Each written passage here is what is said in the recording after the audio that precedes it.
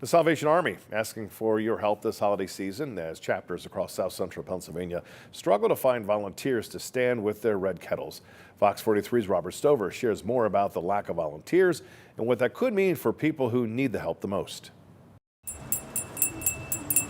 For some, the sound of bell ringing in front of stores marks the beginning of Christmas, but communities around Pennsylvania may experience a quieter holiday. The one thing that we are kind of low in is volunteers for our kettle ringing. Stephanie Childs is the Corps officer at Salvation Army Harrisburg. She says many of the group volunteers are stretched thin to ring bells for the Red Kettle campaign. Sometimes, it's the same volunteer for everything, and then some they just do touch points on just packing the toys. Salvation Army Harrisburg isn't the only Corps looking for Red Kettle campaign volunteers. In a statement from Major Heinzman, Corps officer from the Salvation Army Lancaster, he says, in part, quote, "This season, the demand for assistance has surpassed our available resources. We are in need of additional support to meet the rising number of requirements. We are wanting to ask the community for support or groups volunteers," end quote. But not all Salvation Army chapters are struggling to find bell ringers. Joseph and Rebecca Smith help lead the Salvation Army in Carlisle. They say many of this year's bell ringers are returning volunteers. We have